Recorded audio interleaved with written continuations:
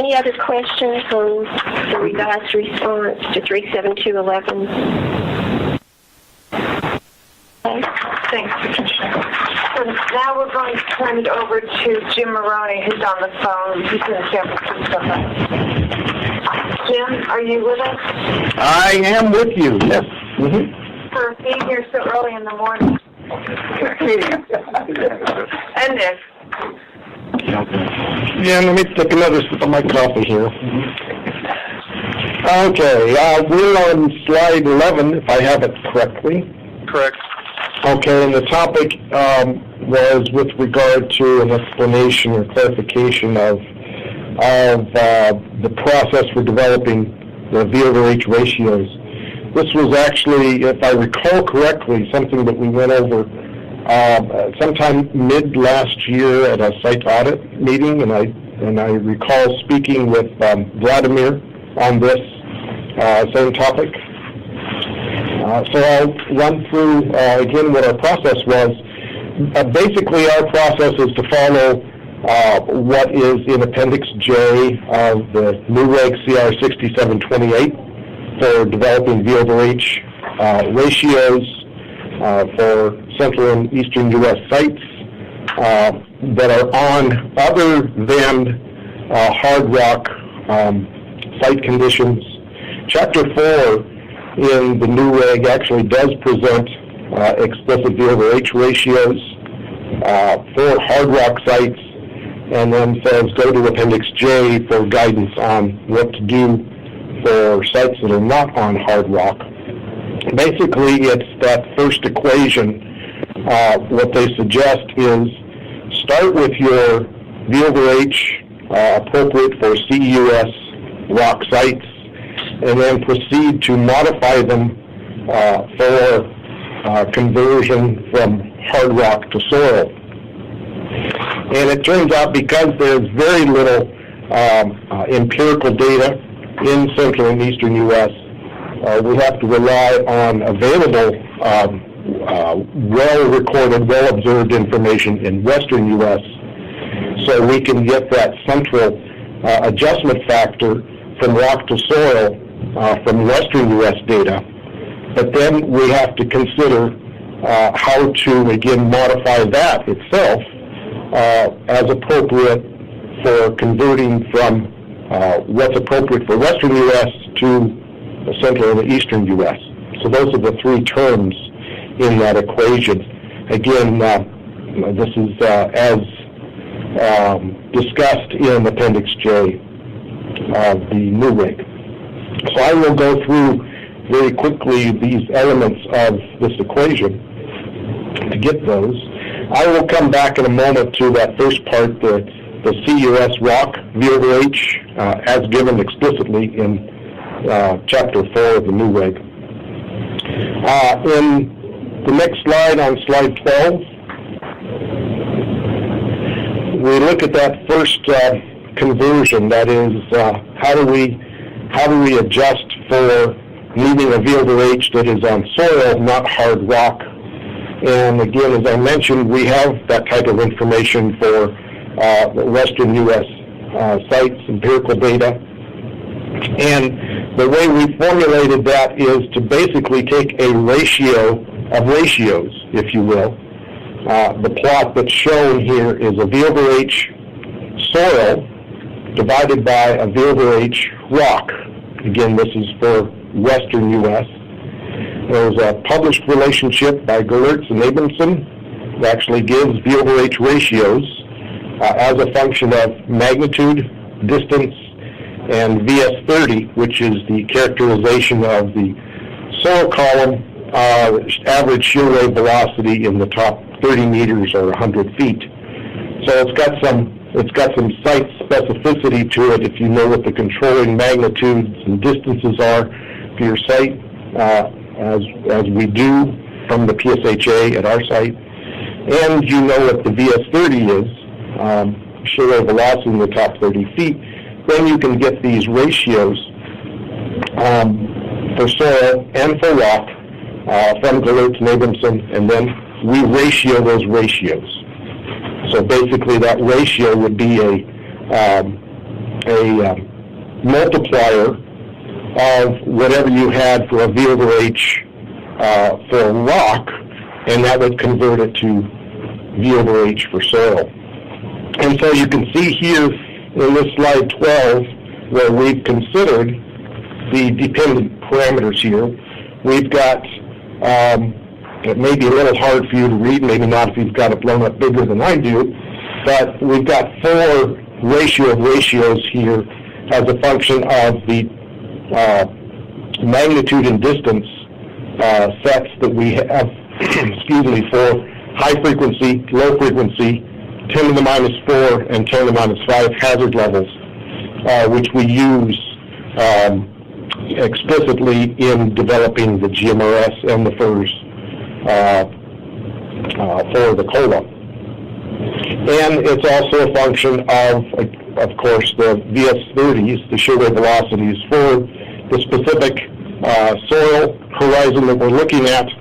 And just as an example, I have here a shear wave velocity of 743 meters per second. And for the rock, you'll notice I've got 1,500 meters per second.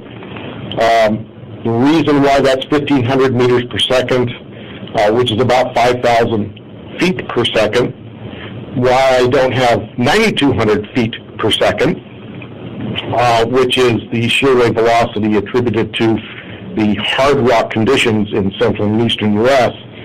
Well, at 5,000 feet per second or 1,500 meters per second, the V over H ratios basically saturate. They cease changing at any frequency for any shear wave velocities higher than 1,500 meters per second. So I'm just indicating here that saturation. This is Manas. I have a question. This line otherwise would have been, straight, above 5,000, right? That's absolutely correct, yes. No dip. So it's really reducing a little bit the vertical amplification. You mean in terms of having a shear wave velocity that's less? Yeah, and shear wave velocity less is really reducing the vertical portion, flow response, or what you call FERS or PBSR is a little bit, right? Well, almost. Yeah, you have to be careful because this again is just the ratio of ratios, right, that will then be multiplied by the V over H for CUS rock. So we haven't reached quite the ultimate end product here. Any more questions before I move on? Okay. As slide 12 indicates, this is that rock to soil conversion factor appropriate for western U.S. If you go, and we need it for eastern U.S., obviously we've got an eastern U.S. site, so we need to modify that rock to soil conversion factor itself. So if you go to slide 13, slide 13 is a bit of a twofer here, if you will. These are actually from Chapter 4 of the new rig. These are actual V over H ratios, and therefore hard rock, and they are the ones we would have used had we had a hard rock site. These are presented here both for western U.S. sites and central and eastern U.S. sites. And we will be using, in a moment here, we'll be using one of the yellow V over H ratios because that's V over H CUS rock. But the purpose for this slide is to show there is a shift in the frequency, the peak value of V over H as you go from western U.S. to eastern U.S. And it's that first order change or transformation of when you're moving from western U.S. to eastern U.S. is what we're trying to capture here. Because as I mentioned in the previous slide, we have a rock to soil conversion, but that's for western U.S. We want to get at least the first order adjustment for the fact that we're in the central and eastern U.S. And so what we do is you see that the black lines their V over H ratios are for western U.S., the yellow ones or gold ones are for eastern U.S., and they're basically, with some other factors involved, shifted from about 16, 17 hertz peak in the west to somewhere around 60 or so hertz in the east. So the adjustment to what we saw in the previous slide, which was the rock to soil conversion factor, to implement that or to modify that for eastern U.S. is we'll just shift that ratio of ratios from slide 12 by that same shift in frequency that we see here in slide 13. And in slide 14, you see the results. This is now in slide 14. This is taking advantage of that frequency shifting that you get, and there are geotechnical reasons, seismotectonic reasons for those shifts from the lower frequencies to the higher frequencies as you move from western U.S. to eastern U.S. Basically, very qualitatively, the rocks are hot and squishy and absorb high frequencies, or more high frequencies in the west than they do the east. Eastern U.S. is a lot harder crystalline basement rock, and therefore supports and maintains higher frequencies better. So that's, as specified by Kappa, if you're interested, that's basically the main reason for the first order changes between western and eastern and the cause for this frequency shift. So in slide 14, we see those earlier ratio of ratios frequency shifted by the same amount shown in the rock V over H's. So that is now the two terms of modification that need to be applied to the as published V over H ratio for CEUS rock. When you apply what you see in 14 as a multiplier to the CEUS rock V over H values, you end up with our final or penultimate version of our desired V over H on the next slide, which is slide 15. And I say penultimate, and I'll explain that immediately. What you end up with when you multiply all those terms together is you get the dark solid line, which starts out, let's see if I can read it here. It's basically flat and constant at the lower frequencies. As you progress to the higher frequencies, there's a dip downward, and then it progresses up to a peak, which is typical for eastern U.S., around 50 or 60 hertz, that actually is greater than 1, and then it drops back down again at 100 hertz. The dashed line there, by the way, is if we had a hard rock site at North Anna, because of its shear wave velocity, that dashed line is the as published CEUS rock V over H. And the reason why we've got it there is that there's some uncertainty with regard to that dip at around 8, centered around 8 hertz or so in the resultant V over H in the process I just described. And that dip may have some factor of western U.S. element in it that we're not concerned about, that we may be concerned that may not be applicable to eastern U.S. sites. Again, we just don't have enough data. And so we think that dip there at around 8 hertz, centered around 8 hertz, may arguably be unconservative. And in fact, if you looked at the, sorry to do this to you, but if you look back at slide 13, you can see that what the Newegg did, as they were considering hard rock V over H values going from west to east, they eliminated any V over H dip. It's there in the west, but we don't know whether it's applicable to the east. So, analogous to what the Newegg does for hard rock, we take out that dip. that you see in slide 15. So And we use the dashed one, right? well, we use, not quite, we use the dashed one only for the purpose of flattening out or getting rid of that dip. Okay. We like the solid one as it specifies the high frequency all along. It's just that dip that we want to get rid of. So we use that dashed one, but only up to a certain about 10 or 20 about 20 or 30 hertz or so to grade into what we think is more site-specific, which is the solid line at the high frequency. Okay. And it's very close. In the end, you're right, it's very close. And in slide 16, you see the solid line.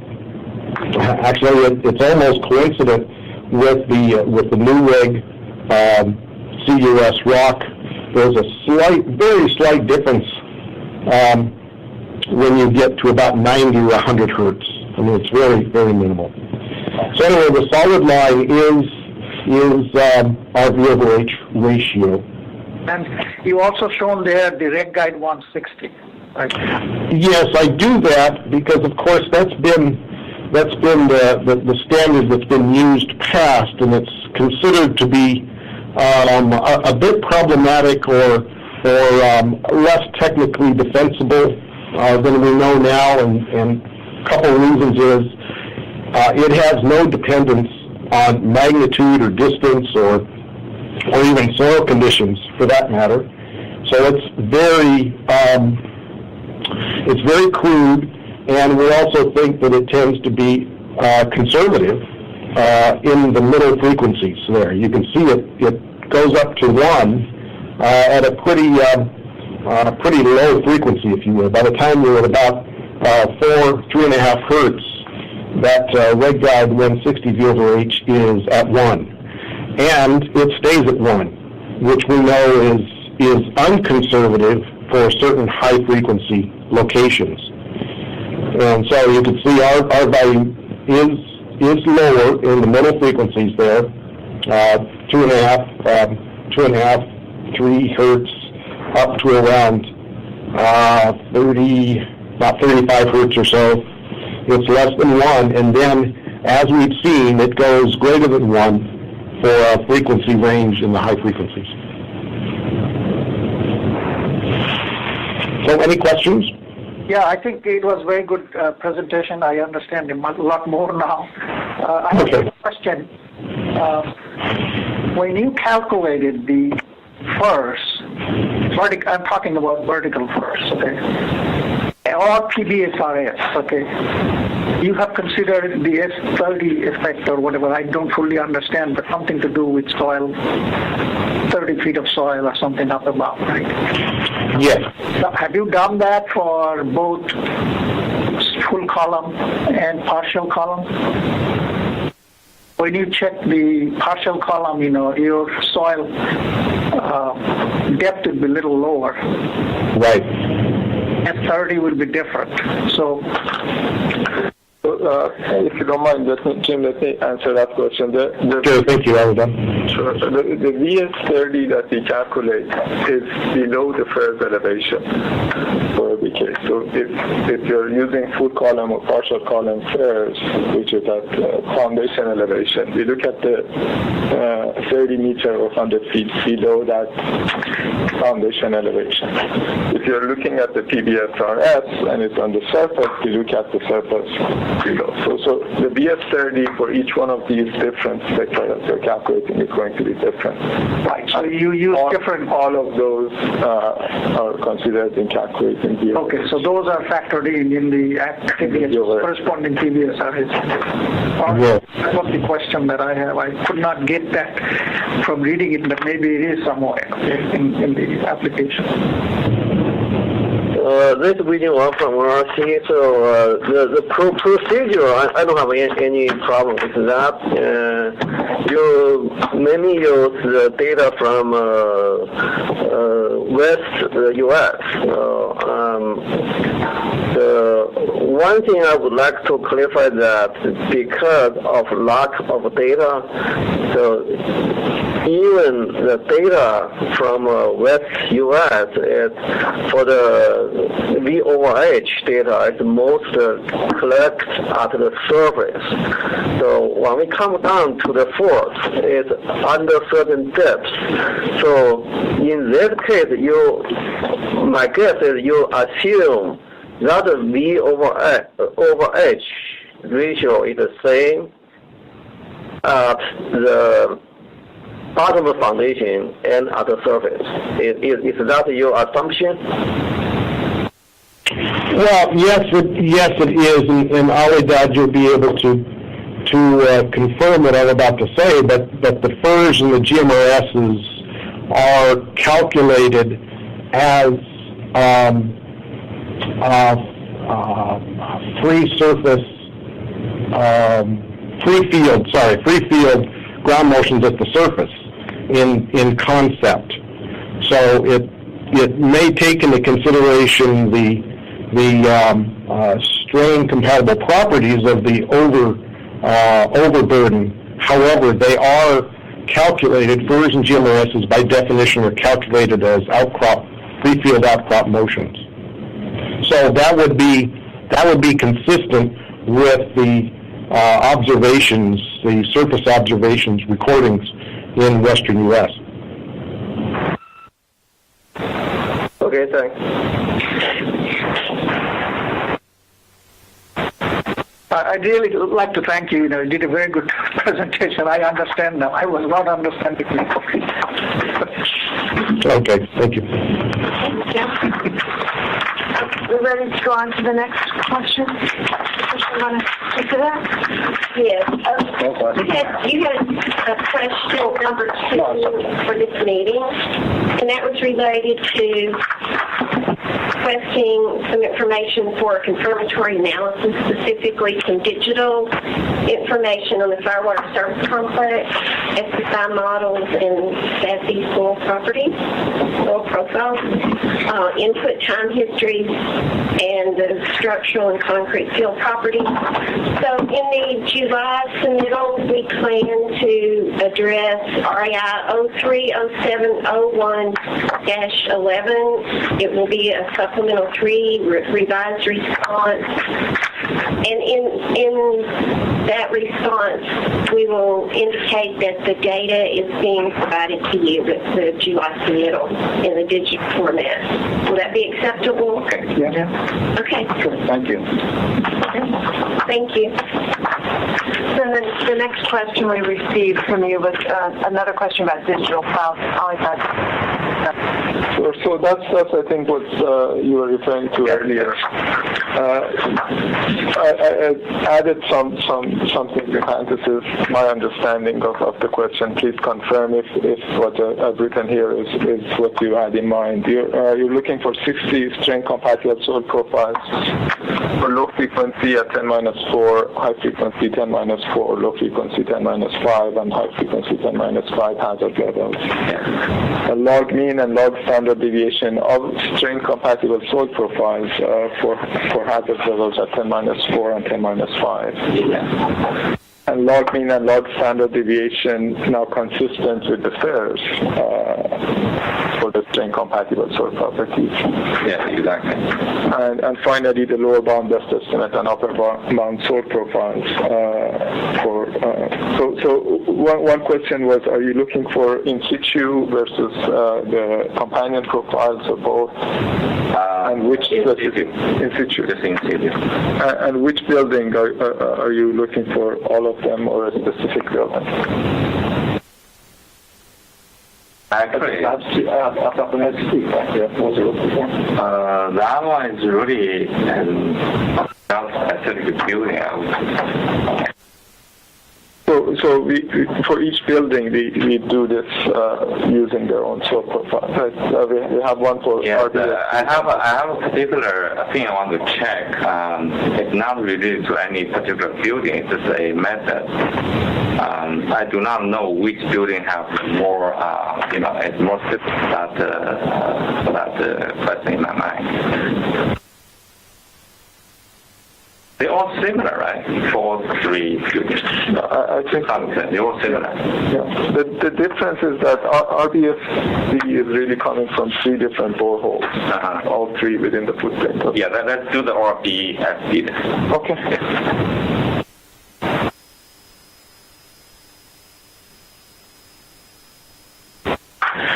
So we are hoping that we can provide these in this month in April. Basically April. Yeah.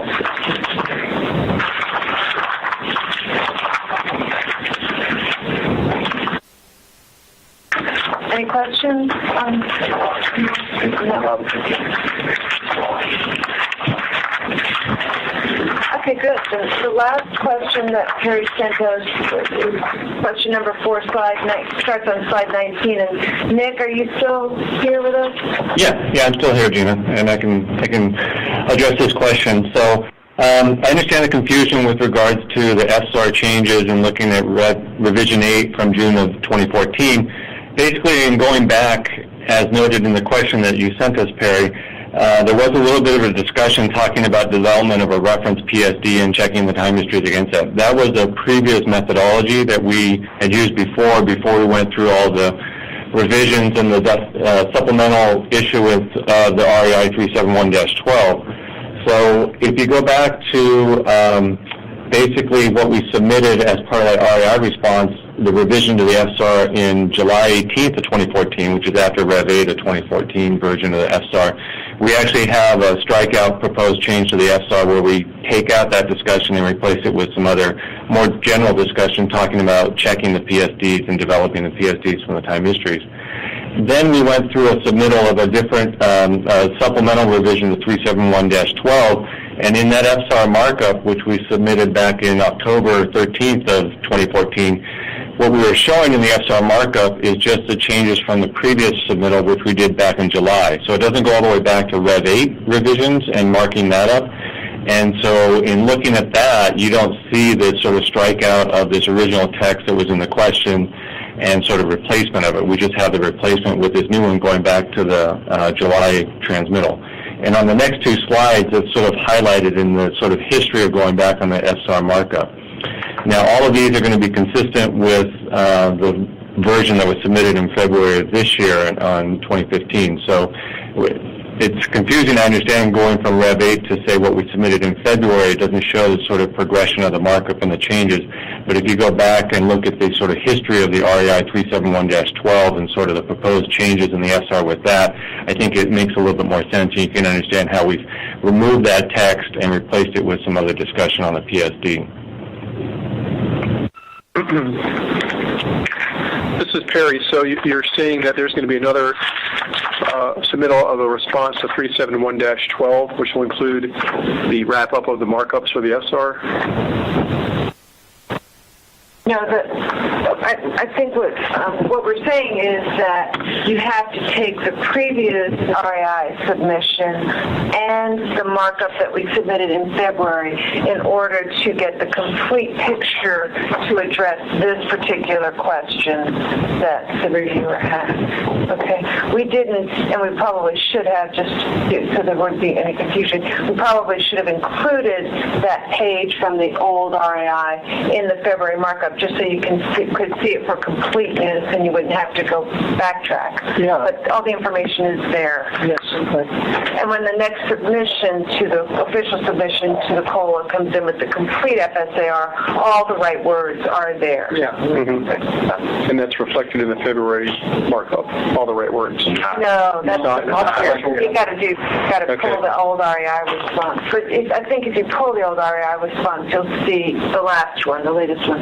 You'll see it, right, James? That's right. Yeah. Okay, thanks. I think this would be an issue because when the staff review the markup, so they have that markup will be reflected in the next revision. Well, that's correct. And the staff are not doing the checking, everything. So, I mean, this is just, from their, whatever sanity look, they identify one issue, but they're not going to go through the entire AFSAR, to look at the sort of, the things that I think you are responsible to provide correct update, right? Anytime